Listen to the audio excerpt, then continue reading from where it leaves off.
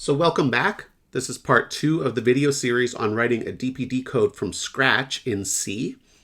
And before we get started with the new content in this video, and the new content will be implementing the harmonic force between adjacent monomers and implementing the cell list that we'll use to calculate the conservative, dissipative, and random forces. Although we're not going to actually calculate those in this video. So in this video, all we're going to do is harmonic potential between adjacent monomers, getting the cell list started and putting particles into the cells, and I'll describe what those are in a second.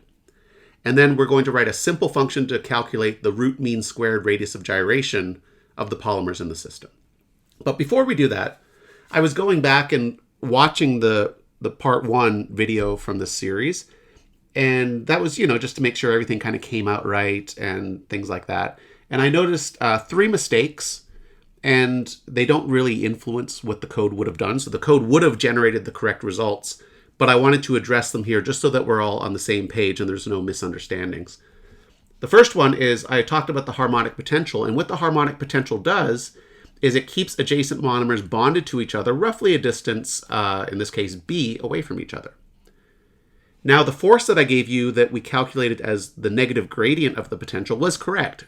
So if we'd implemented that force in our code in the last video, it would have done the correct thing. What isn't correct is I wrote down the harmonic potential incorrectly. So this is an upside down parabola, and that's not right, right? If you know anything about me, if you've ever taken a class from me, you know that occasionally I do slip up with minus signs. They are my kryptonite. So the harmonic potential should not have this minus sign in front.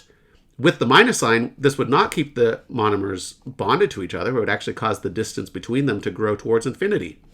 So in other words, this should not have the minus sign. All right, so that's simple, but that had no bearing on the code because we didn't even implement this last time. This is something that we're going to do this time. Second, though, we were setting the initial velocities of our particles when we were creating our initial condition. So the equipartition theorem tells us that the degrees of freedom, well, let's say a different way. The internal energy of our system is going to be equal to the degrees of freedom divided by 2 multiplied by kBt. In other words, each degree of freedom that our particles have will contribute 1/2 kBt to the internal energy. In our case, for a bead like this one, it's got 3 degrees of freedom. It can move independently in x, y, and z. So that means that 3/2 kBt should be equal to the kinetic energy, 1/2 mv squared. And remember, we set the mass of each particle to be 1. That's a choice that we're allowed to make, and it makes life a lot easier.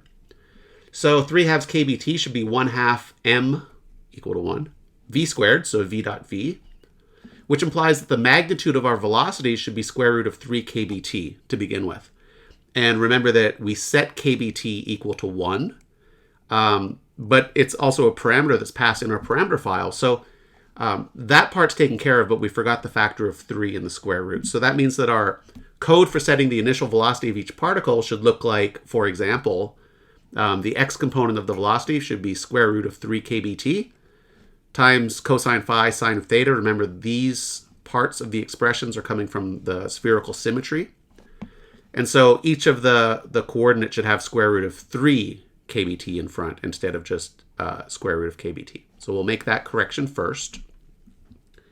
The second thing that's of importance, I guess the third point, but the second thing that needs correcting in the code, is that when we set the initial coordinates of our particles, we have the initial start point of the monomer, which is put randomly into the system.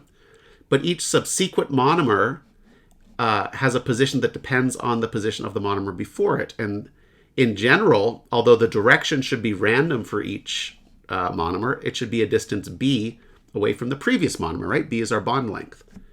And if you notice when you watch the video, I kind of paused when I saw the code and I was like, what is going on here? This is what it is. Well, it is what it is, but we should correct it a little bit, right? So the position, for example, the x position of a subsequent monomer will be the x position of the monomer before it, plus the magnitude of the vector. The magnitude of the vector, in other words, the magnitude of the separation between the 2 monomers, should be the bond length, b, not the square root of the bond length, which is what I put in the code. The reason I put that in the code is I was getting mixed up with what was happening with the velocities. So we should not have square root of b, we should just have b, and then we've got the normal spherical coordinates part, again, because of the symmetry of the problem. Okay, so let's first do this. Let's first correct the code to take care of these things, and then let's talk about what we're going to do in the video today, which is, again, implementing the harmonic force between adjacent monomers, and then handling the cell list so that we can find interacting pairs of particles in a computationally efficient way. And then we will end with a very quick function that will calculate the root mean squared radius of gyration of our polymers. In other words, we're going to calculate their size. Another thing I noticed going back and looking at the videos is that the font size, when I played it on the TV, looked a little small. So I've also made the font a little bigger this time. So hopefully it's easier to follow. Anyway, let's correct the code. Okay, so these mistakes that were made down here in Initialize System. So let's go to Initialize System. All right, and so we can go down here and let's see what we've got. Here's the first time where we assign velocities. So this should actually be 3 times kBt. Simple enough. And now when we add all of the adjacent monomers, this is where we need to correct things. This square root needs to go away, right? The only reason there was a square root to begin with is there was a square root in assigning the velocities based on the equipartition theorem, but that doesn't apply to bond lengths, obviously. We need to go down here and also correct this. So this should be 3 times t, 3 times t, and 3 times t. And remember that we've got one last thing to fix, and that is the velocities of the solvent particles. And so we just have to correct these 3 lines here. 3 times t, 3 times t, 3 times t.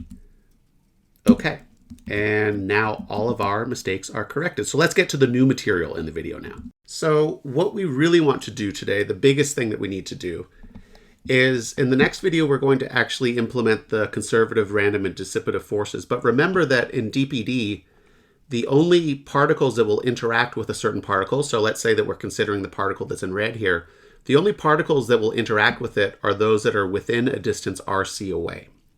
So that means that all these particles outside of the red circle and beyond, right, like way out here in the rest of the system, are just not important when we're calculating the interactions here. So what we need to do is figure out which particles are going to interact with the particle in red here, or any other particle in the system, right?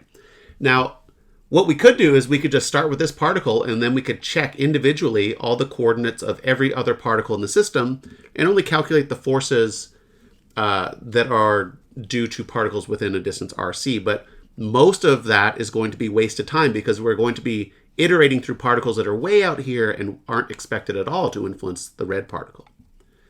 So iterating through all the particles is a waste of time, right? Because we would do it for this one, and maybe we're only going through 50,000 other particles or something like that. But then when we get to this particle over here, we'd have to do that again, and again, and again, and again, and again. And we're wasting a lot of time just looping through particles that are inconsequential to what's going on with this particle here. So that's not a good idea. We're not going to iterate through all the particles. I encourage you to try it, and you'll find that your code is slow as hell. Okay? Another thing that we could do is we could look and we could create lists of particles. So for every particle in here, we could create a list of particles that are within RC, and then we would create what's called a Verlet neighbor list. But processing this is an algorithm that scales as n squared, and there's better ways to do it for what we're doing here, and that is to create a cell list. And so we're going to break up our system into cubic cells of a certain size, and we're going to look in each cell and look at a subset of the particles and see which are within a distance of RC. And then we're going to look at neighboring cells to check whether or not the particles in there are within a distance RC. And the reason for that is this particle here looks like it's close to the center, and so maybe all the particles within the distance RC are just within the box that this particle is located in. But if the particle was towards the edge of the box or something like that, then we'd have to consider neighboring cells. So we're going to create a cell list, and the number of operations with this approach scales as order n. And so you can see it's a huge computational savings taking this approach. And so I want to talk about what we're going to do kind of qualitatively so you can see what we're doing when we get to the code.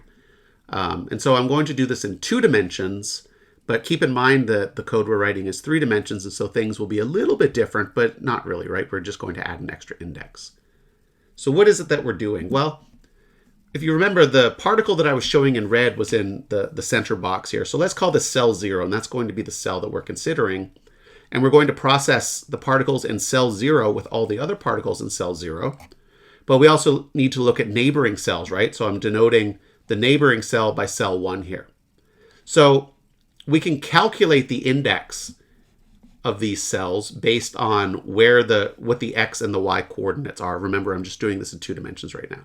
So in practice, what we're going to do is we're going to specify a certain number of cells in the x direction, and the indices of these cells will go from 0 to the number of cells in the x direction. Let's call that nx minus 1. So we'll iterate over n sub x cells, and the indices will go from 0 to nx minus 1. The same thing is going to happen in the y direction. We're going to iterate between index 0 and index ny minus 1, such that there's a total of ny cells in the y direction. And even though I'm not showing it here, there's also n sub z cells in the z direction going into and out of the screen here, and we will iterate from 0 to nz minus 1. Okay, so the index that we'll iterate over for the x direction will be I, the index we'll iterate over in the y direction will be j, and as you'll see, the index in the z direction will be k. Okay, but again, just looking at 2 dimensions, if we wanted to calculate the index of cell 0, then we would take its x index, j, its y index, j, multiplied by the number of cells in the x direction. So this is the stride. So if we're here, we would be, I don't know, let's say that this index here is 2. Then we would have 2 times this row, right? The number of cells that are in each of those rows would offset us here. And then we would add I, which tells us how offset we are in the x direction. Okay, so that's how we would compute an index from an index of the cell from 2 indices that represent where we are in x and where we are in y. So in this example here, if I was looking immediately to the right of cell 0 to cell 1, let's say this is the neighboring cell that I'm processing, then the index of that cell would just be j times nx, that's specifying where I am in y, plus I plus 1, which is putting me right over here, right? This cell here would be plus I minus 1. This cell up here would have j plus 1 times nx plus I, and so on and so forth, okay? Now, if we're looking at 3 dimensions, again, there's going to be cells forward in z and backwards in z.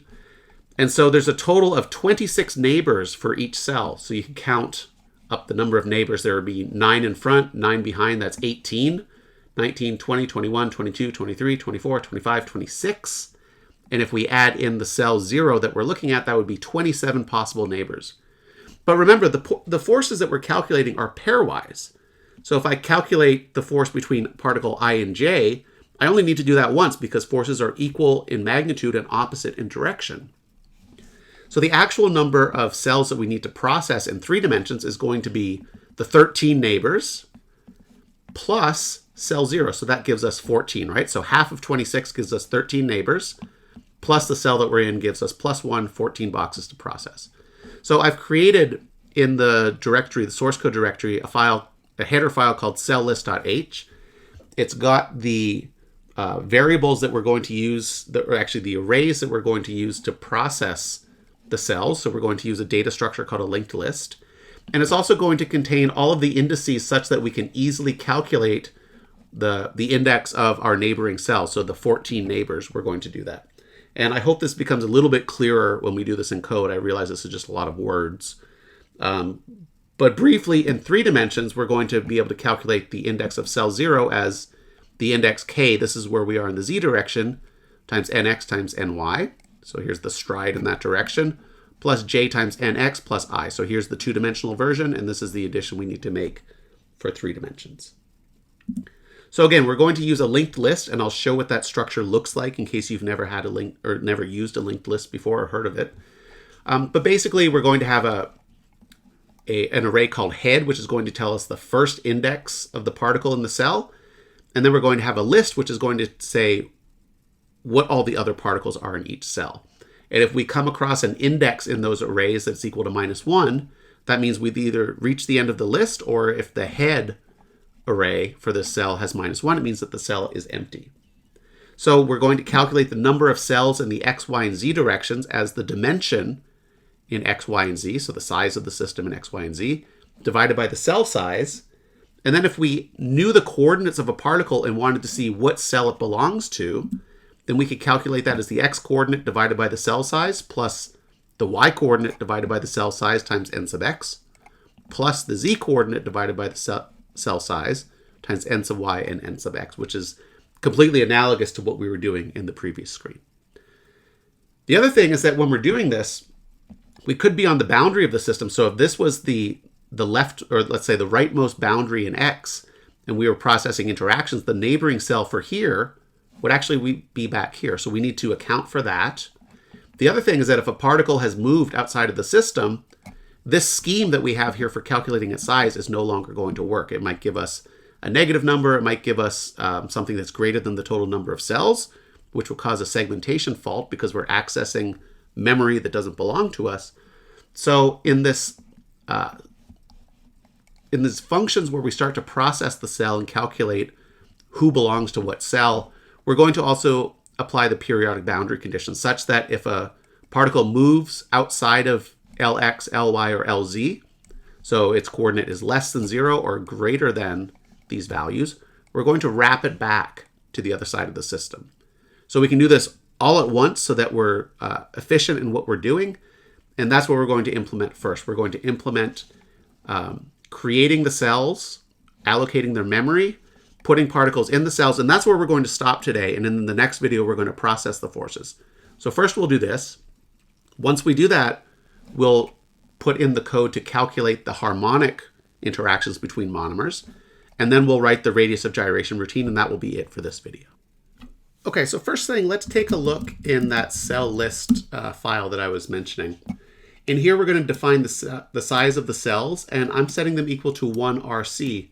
Reason is, well, that's a natural choice given that we're setting RC equal to 1. So why would we look any farther than we have to? This is the maximum distance that we would want to look to calculate potential forces, right? Next thing is I've got some integers that define the number of cells in the X, Y, and Z direction, as well as the total number of cells. These two arrays we will allocate, and basically this is the linked list structure. So we've got the head of each cell, which tells us the first particle in the list of particles in each cell. And then this list over here will give us the next series of particles that are in every cell. And then finally, I've defined these arrays NIX, NIY, and NIZ. And you'll notice that these have 14 elements in them. And they are the indices of all of the possible cells that we'll interact with. So for example, if NIX, NIY, and NIZ are 0, 0, 0, that this is equal to processing cell 0. If we set NIX equal to -1 and leave NIY as 0 and NIZ as 0, we're looking to the cell before cell 0. This is looking at the cell before cell 0, but down 1 in Y, and so on and so forth. And so you can see how I've tabulated them. What you can see from the Z array is that we look at all of the cells in the current plane in Z, and then we only look forward. We never look backwards, right? You'll not see any -1s in this array, and that's because the forces are pairwise. We don't have to look at what's behind us, because if we always look forward, the pairwise nature of the forces means that we've already calculated those. So we're doing half the work that we really need to as a result of the fact that the forces are pairwise, and that Newton's third law tells us that the forces will be equal in magnitude but opposite in direction between those pairs of particles. So we've got that. Let's take a look at our DPD code. What we're going to have to do is include this, and so let's include this stuff. It doesn't really matter, but let's say we'll do it here. So we'll include cell list.h,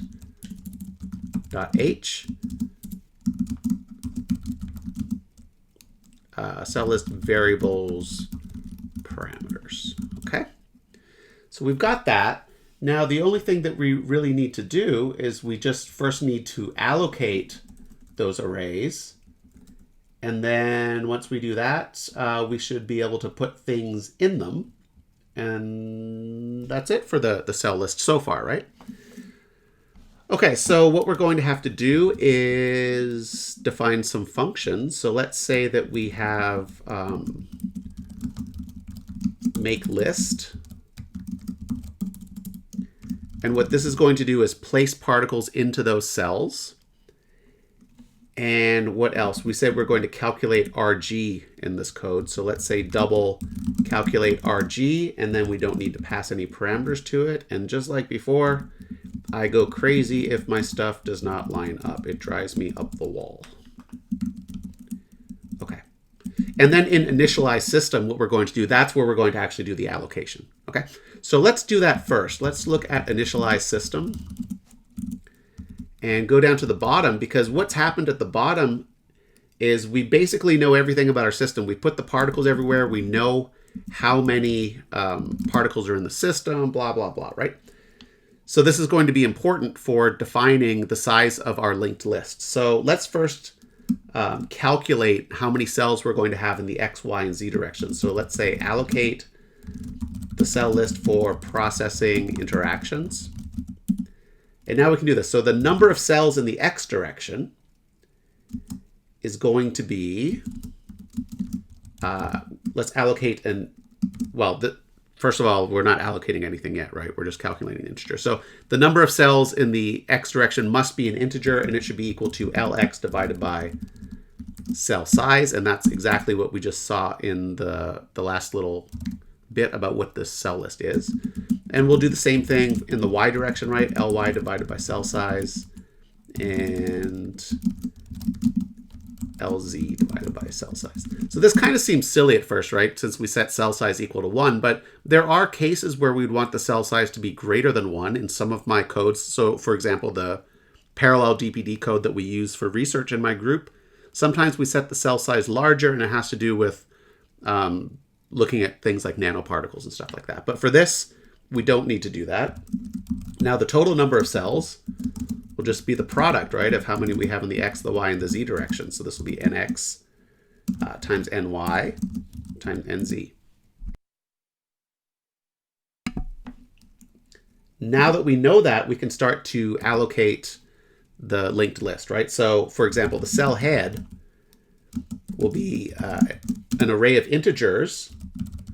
And how many cells are we going to have, right? How many heads of the cells could we possibly have? Well, that would be equal to the number of cells that we have, of course, times the size of an integer. And then cell list. What should the dimension of that be?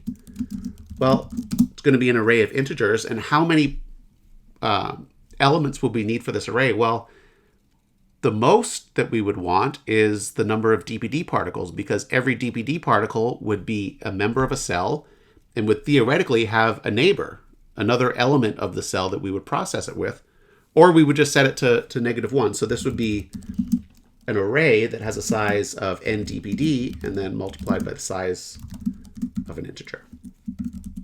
And that's it. We've allocated this, and let's leave our little comment here. And again, if we're using malloc, my best practice is as soon as we start allocating memory, we should free the memory. So down here, I'm going to free cell head, and I'm going to free cell list. And again, we don't have to worry about putting this elsewhere. The reason I'm putting it at the end of the main function is we know that we're not going to call Initialize system more than once, so we don't have to worry about allocating that memory more than once. So we'll just free everything up before we exit the code. Even though the operating system will probably handle that, let's be good citizens and let's have good practices. Okay, so we've allocated everything now. So the only thing that we need to do is we need to start putting particles into the cells that we've created. So let's create that function. We called it MakeList, I believe. So again, let's keep everything in alphabetical order. So it would go here. We'll call void MakeList, and we're not going to pass any parameters to it, and we're not going to return any parameters. And we need some variables. We need I, because we're going to iterate over all the particles in the system. We're going to calculate the cell ID. That's the cell that particle I will belong to. And we need a temporary variable, and I'll explain why that is when we start implementing this. Okay, so this is going to be called basically every time step of the simulation so that we know where the particles are in the system and who their neighbors are, who they're going to be interacting with. So the first thing is we need to initialize our linked list. So we need to clear out anything that was in there from the previous time step. And so I'm going to use memset so that we don't have to write a loop for this. So we're going to set cell head, all the values of cell head equal to -1. Remember, -1 signifies that the cell is empty. And how many times are we going to do this? Well, we have n cells, and we're going to have the size of an integer, because that's what we're putting in there. And then we can memset cell list -1. That means that all the particles in the systems don't have any interacting neighbors, and the size of that would be n DPD times size of an integer. All right, so now what we need to do is, now we've cleared out our arrays from the previous time step. So now we need to loop through all of the particles in our system, determine what cell they're in, and then place them into that cell. So place them into our data structure. So we're going to loop through all DPD particles and place them after applying the periodic boundary condition. That is, if the particle leaves the plus x direction, we'll wrap it around to x equals 0. If it leaves in the minus x direction, we'll wrap it around to x equals Lx. And so let's do this. So we'll loop through all particles, I equals 0, I is less than the number of particles in our system. Let's apply the periodic boundary condition. So what we're saying by that is, if the x coordinate of particle I is greater than the dimension of the system, then we're going to subtract off the dimension of the system. That'll shift it back to x equals 0. Else, if the coordinate is less than 0, then we need to shift it in the positive direction, so we'll add Lx. So that's our periodic boundary condition in x. Notice we're doing it to x, but we're not doing it to the array Rx, right? This one does not have the periodic boundary condition, whereas the x array does. And now we just need to do the same thing for y and z. So let's copy this. We've got 5 lines. So if, let's say y is greater than Ly, then the y coordinate will be shifted back by Ly. In other words, if y is less than 0, then we will shift it forward by Ly. And then finally, we have to do z, right? So if z is greater than Lz, we shift it back by Lz. If z is less than 0, then we shift it forward by Lz. Okay, so that takes care of the periodic boundary condition. Now all we need to do is we need to figure out what cell our particle is in, and then place it into the data structure. So that part's easy, right? The cell ID for this particle is going to be an integer. We need to figure out its index in x, right? That was the j coordinate that I was showing. So we'll have the x coordinate divided by the cell size, plus we've got the y coordinate divided by the cell size, but we need to multiply by the number of cells in the x direction, right? The stride. And then we need also the z coordinate divided by the cell size, and then multiplied by the number of cells in the xy plane, and that would be ny times nx. So that's the cell ID. Here's where the temporary ID comes in. What we're going to do is we're going to set the head of the cell. So the cell head of the cell that we just calculated this particle to belong in is going to be, let's add some comments here. So calculate the cell to which particle I belongs. So what we need to do is we need to set the head of that cell to be the index I. Now the problem is there could have already been a particle that was the head of that cell. In other words, the first particle that belongs to that cell. So what we'll do is we'll get whatever that value was, so the temp ID will be whatever was there. Let's see, will be cell head of cell ID. Okay, so now we've got whatever the previous head of that cell was, whatever the first particle in that cell was, we're just storing temporarily. We're going to set the first particle in the cell that particle I belongs to be particle I, and then we need to continue the list. And so we're going to say the next particle in the list is going to be temp ID. And with that, we've placed our particles into the cell. So putting them into the cell and applying the periodic boundary condition is actually not that difficult. Processing all the cells is a little tedious, and that's why I'm going to dedicate the next video to that. Okay? But we'll get to that when we get to it. We've got the cells. So the next thing that we need to do is we need to implement the harmonic force, because that's pretty easy. So if we go back to the beginning, we've got calculate RG. Let's also have avoid calculate forces, and we're not going to pass anything to that. Okay, so we'll go down here, and that's where we're going to create a new function. Where am I? Create a new function that will calculate all of the forces.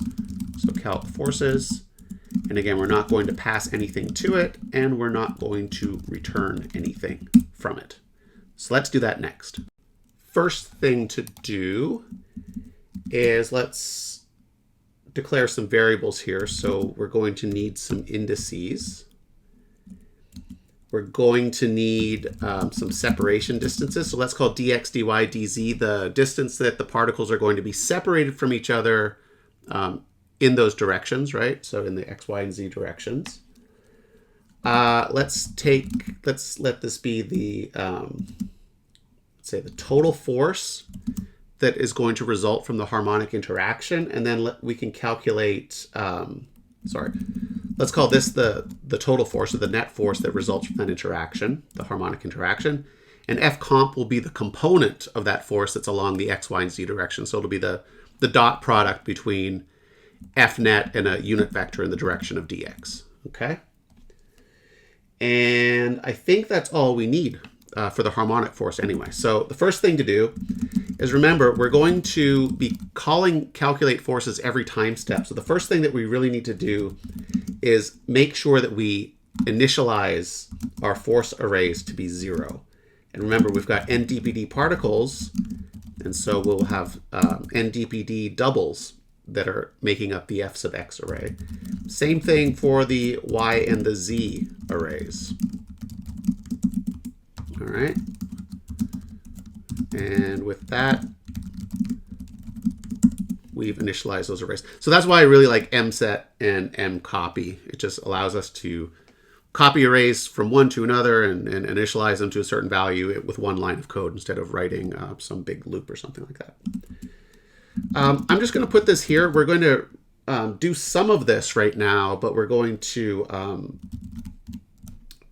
there's going to be other parts that we'll get to next time. So I'm just going to initialize the potential, the kinetic energies to be 0.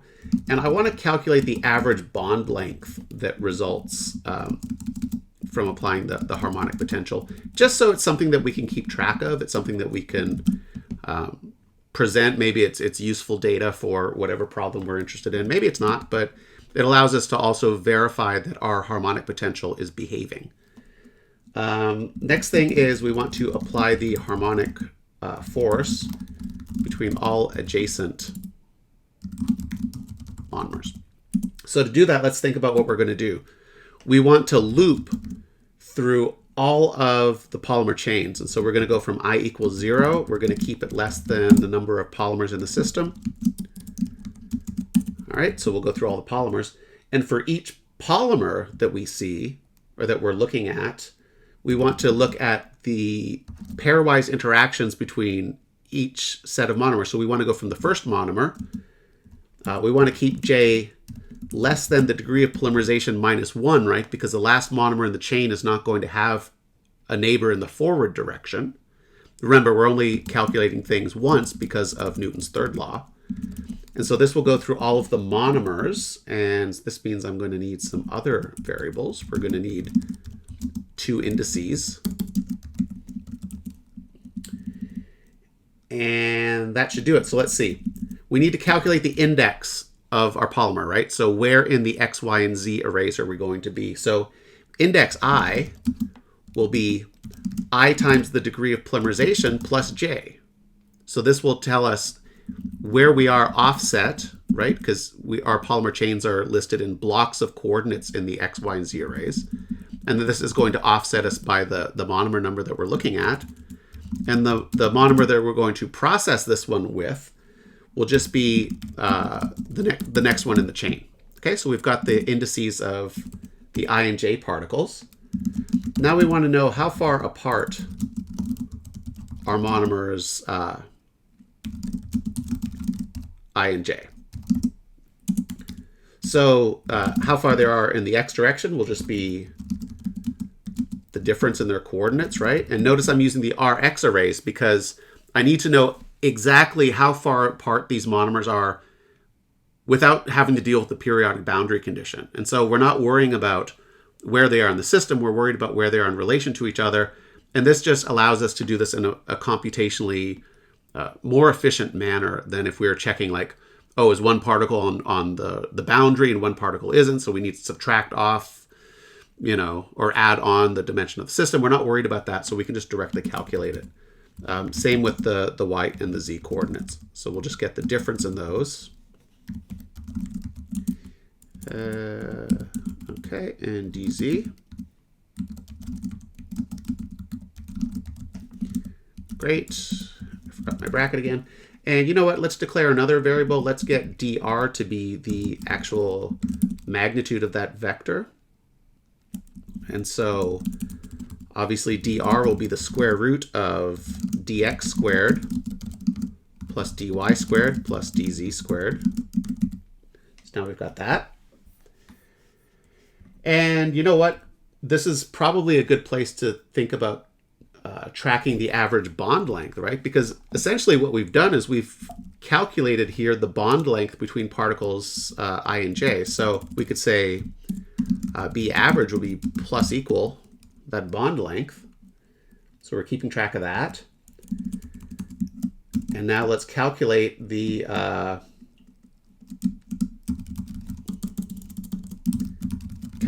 magnitude of the harmonic force. And remember, the DPD particles, or the DPD forces, so the conservative, the random, and the dissipative forces, have a cutoff distance of 1.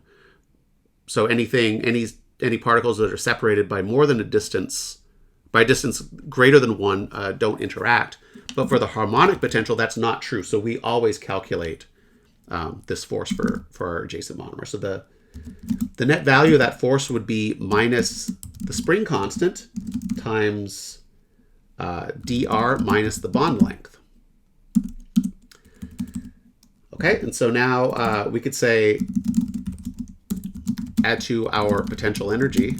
So we want to add the potential energy due to this interaction. So we'd have 1/2 plus 1/2, not minus 1/2, times kh times dr minus b squared. Okay, so we've kept track of our potential energy.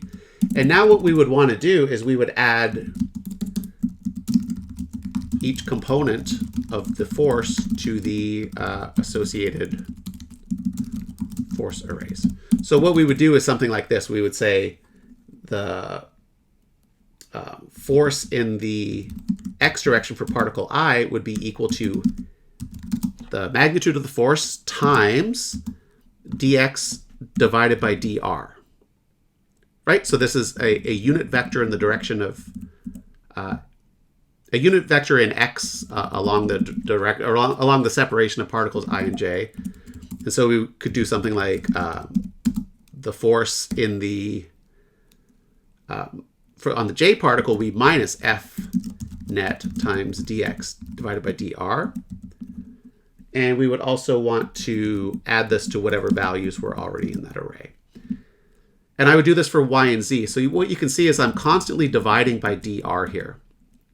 And this is completely correct. But if I'm going to do an operation over and over again, it would make sense to do it once and just put the result in. So what I could do instead is I could divide f net by dr so that I don't have to divide by dr down here every time I want to find that unit vector.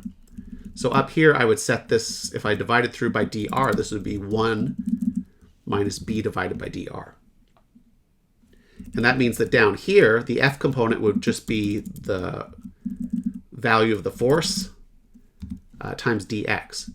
But you notice I'm doing this again, right? I'm repeating this operation. I'm multiplying f net by dx, f net by dx. That seems a little silly.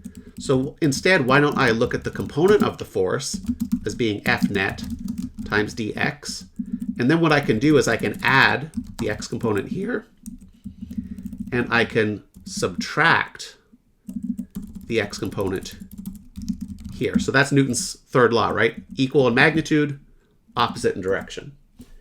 And so I would just do this now for the y and the z directions. And so in the y direction, the component of that force would be F net times dy, since I've already divided through by dr.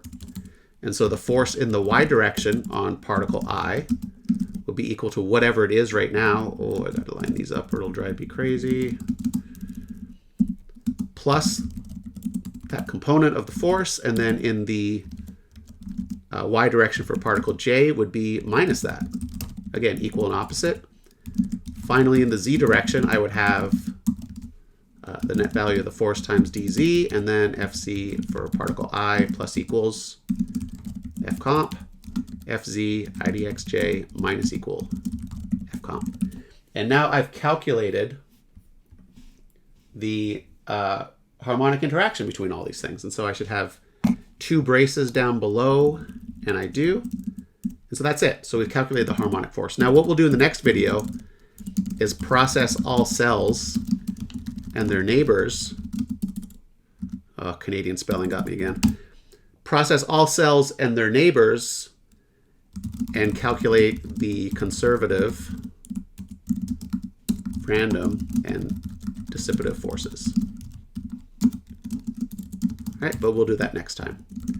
So now we've got that. So we've created our cells, we've put particles in the cells, we've calculated the harmonic force. So again, we'll do this next time. And so just to end this video, let's talk about what the radius of gyration is, and then let's calculate it for our polymer chains.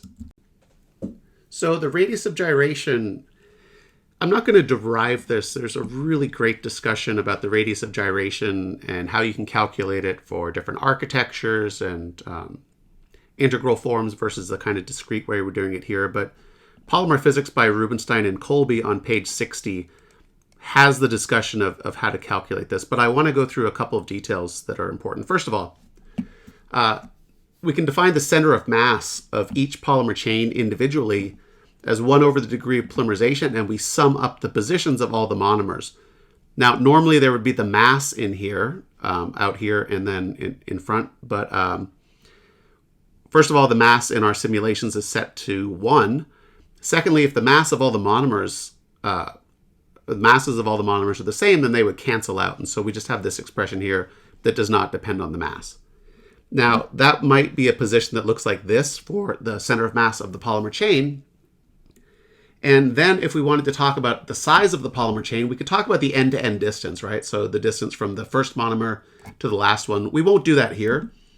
We'll focus on the radius of gyration. The radius of gyration is defined as the average distance that each of these monomers is from the center of mass of the molecule. And so the expression would look something like this. Rg squared would be the sum, as I goes from 1 to n, of the position of each monomer, R sub I, minus the position of the center of mass, squared, okay, divided by n.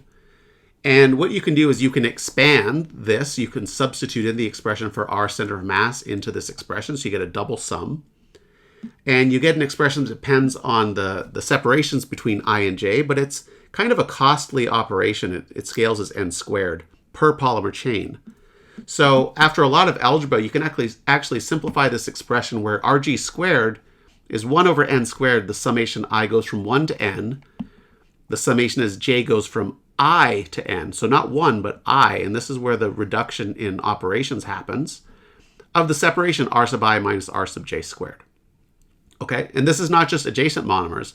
This is the distance of monomer I from all of the subsequent monomers in the polymer chain. And so if we take this expression and implement it, it will give us the radius of gyration squared for every polymer chain. If we do this for all the polymer chains in our system, we'll get the mean squared radius of gyration. And then we can take the square root of that and get the root mean squared radius of gyration. So that's the function that we'll put into our code.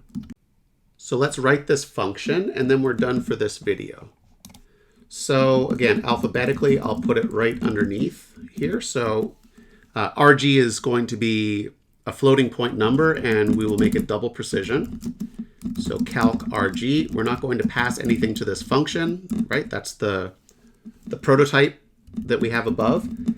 And let's start declaring some variables. Okay, so we're going to need some indices. So we're going to need I and j. What else are we going to need? Well, we're going to need the distance, right? The separation distance in the x, y, and z directions.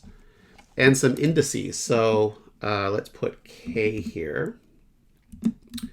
We're going to need, again, index I and index j. Those are for particles I and j, so we can calculate their separation distances.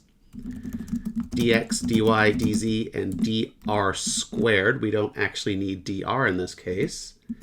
And double rg. That's what we're going to calculate. And so down here, we will return rg. Okay. So let's start. Let's initialize the value of rg. And we're going to do the following. We're going to loop through all polymer chains in the system. And then for each polymer chain, we're going to loop from I equals 0 to the degree of polymerization. This is just the first summation in that expression I just showed. And then for each monomer that we're looking at, we're going to look forward in the chain and calculate the separation distance.